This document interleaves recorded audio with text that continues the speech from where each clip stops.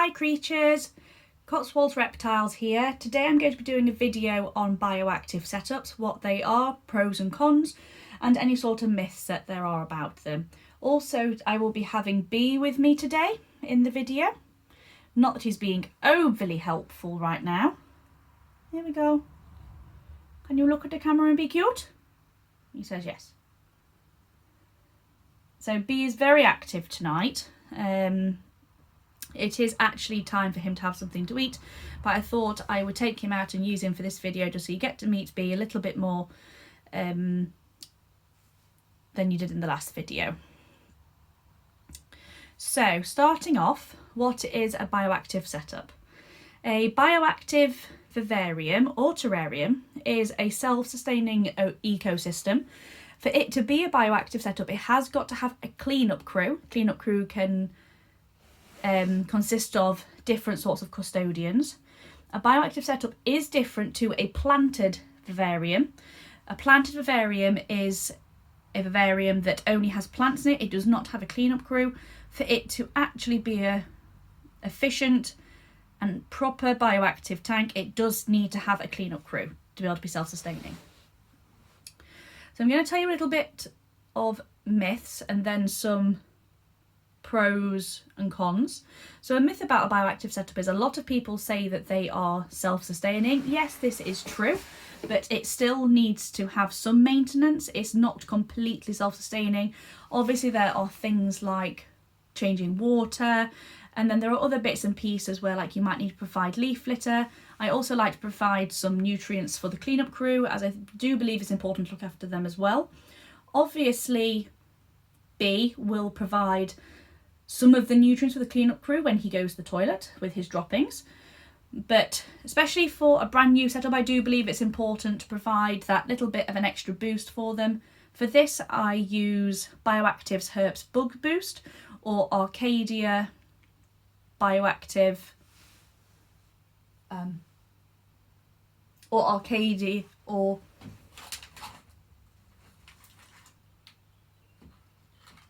or the custodian fuel.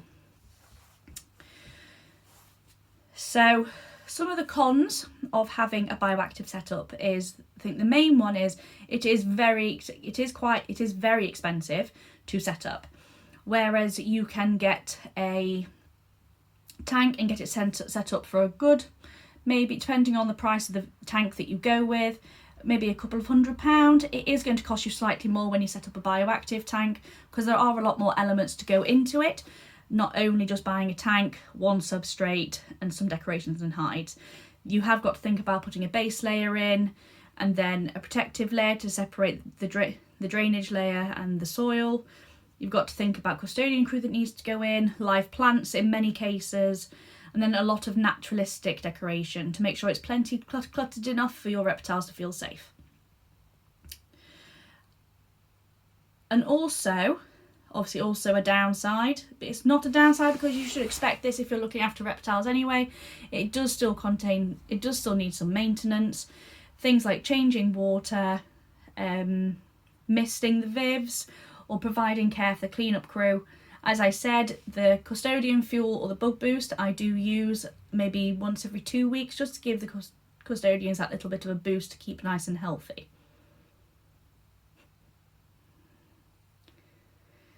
Another downside I found as well, different to when I have a normal vivarium, the water bowl tends to get very dirty very quickly.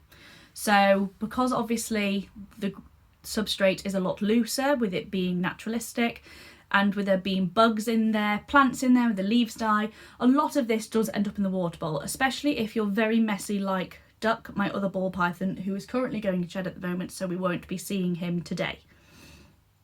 I do find that I need to clean the water bowls out every maybe couple of days just to make sure that it's tidy and there's nothing in there that could harm the boys. Obviously because of it being natural as well in there and it basically being its own little ecosystem, I do find that I sometimes get some algae growing in the water bowls if it's not cleaned thoroughly every single time. This will not harm the snakes in any sort of way, but it is a pain to get rid of if you do get it.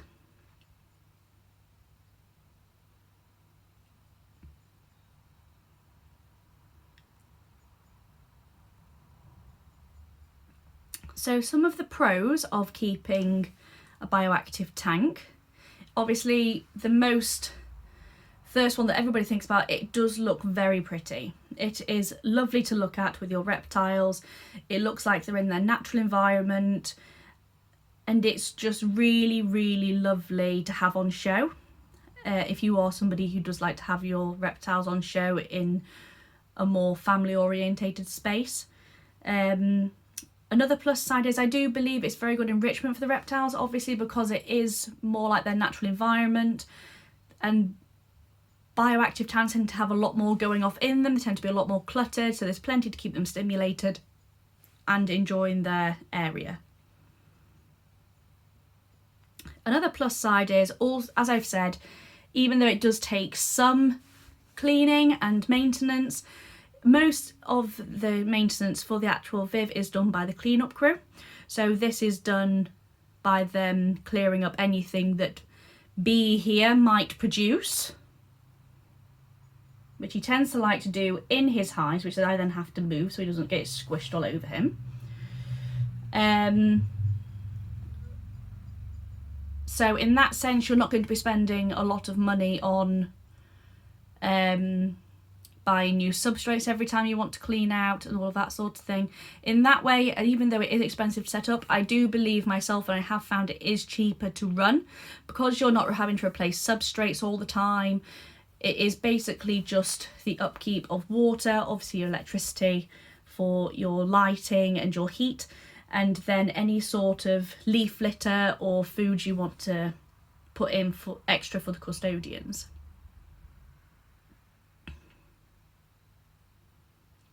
On that note, there are different types of BioActive Vivs that you can have. Bees and ducks, these two are both forest floor tanks, so that is different to a tropical tank or an arid tank. The tropical tanks would be too humid for ball pythons, as too high a humidity in a ball python tank can cause scale rot, especially if they're on too damp a surface. And equally, an arid environment would be too dry, it would not be humid enough for them. The tropical setups, you'll be most likely to see with crested geckos, frogs and amphibians and that sort of thing. For your arid environments, you'll most likely to see it with leopard geckos, ackee monitors, and any sort of other monitor, bearded dragons as well.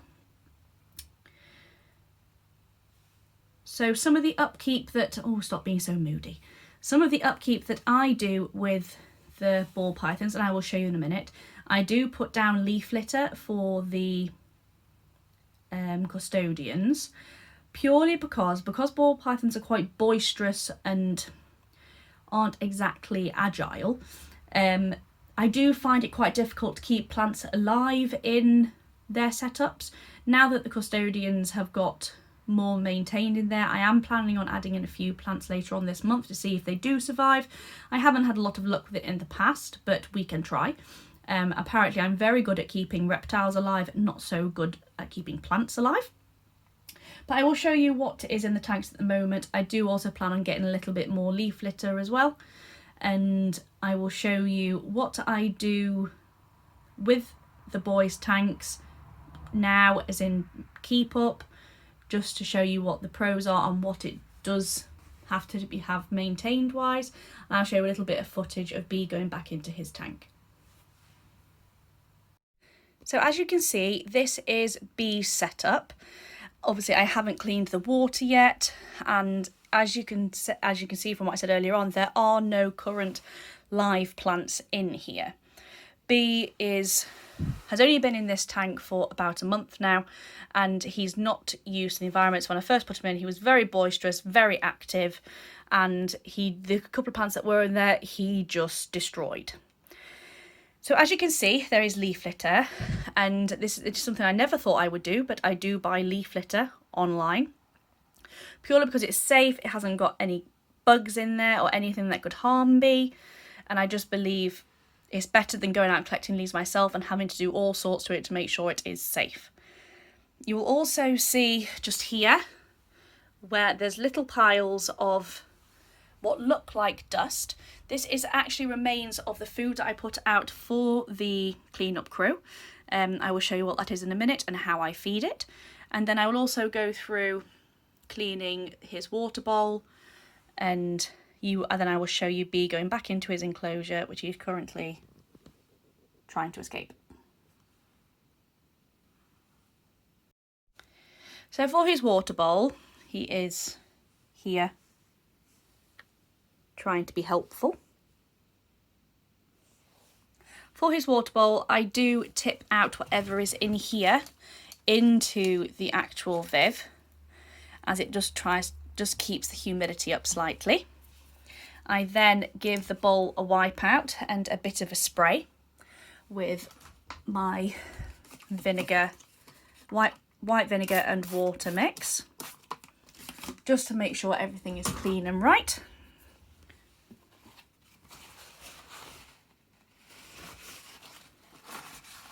So I'll give this a wipe out. I do this every couple of days, and then once a week it has a deep clean to make sure that there is nothing in here that could cause any harm to B. I then add in, I have my water here. This is mixed with the ReptiSafe. I do put in ReptiSafe into all the water, as I do believe it is safer for the reptiles.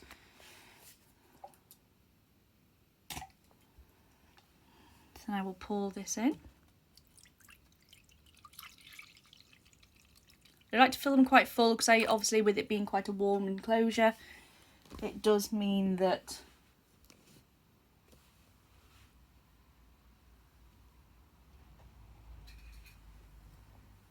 it does evaporate quite quickly. Now, with the custodian food, which is this, it says obviously every 7 to 14 days, and that's about what I do it. I tend to do it every couple of weeks, and I can't get this open. Just give me a minute, guys. So it just looks like little pellets, and then when I've got the little pellets, I just pop them into the soil like so, in different places, so that they have something to feed on. It doesn't necessarily have to be popped into the soil. I'll just drop them in different areas so that the cleanup crew have something to have a little snack on.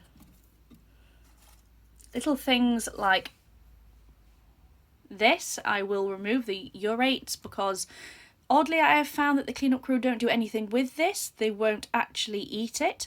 So that gets removed. However, his actual poop over here, this, believe it or not, is only a day old, and this will be gone within a week. There will be nothing left. Then to finish off, I give everything a spray, just to make sure that it's nice and humid, as I do believe he will be going into shed soon.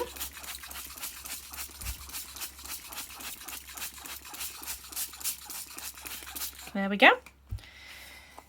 So when I first put all of this leaf litter in, it was everywhere. It was absolutely crazy, and I can't believe how much it's actually gone down in just 2 weeks. There was leaf litter everywhere, and a lot of it has been eaten. So I'm going to pop the doors back on, and then we're going to pop B back inside so you can see him quickly. There we go. So now the doors are back on, I'm going to pop B back into his Viv, which he's never entirely keen on. He always wants to come back out. He's like, and it's wet, Mum. Come on. In we go. And as soon as I put him back in, he will always have a little bit of a look round. He'll be like, oh, Mum, what have you done with my home? And there we go. That is the general care that I do of his setup. If you have any questions, guys, or if you think there's anything I've missed out, please do comment below. Also, if you would like to go and follow us on Instagram, we are Cotswolds Reptiles. When we will 150 likes, we will be doing a giveaway, so keep an eye out for that, and you could be in with a chance of winning something quite exciting. Thank you ever so much for listening in, creatures. See you all soon. Bye.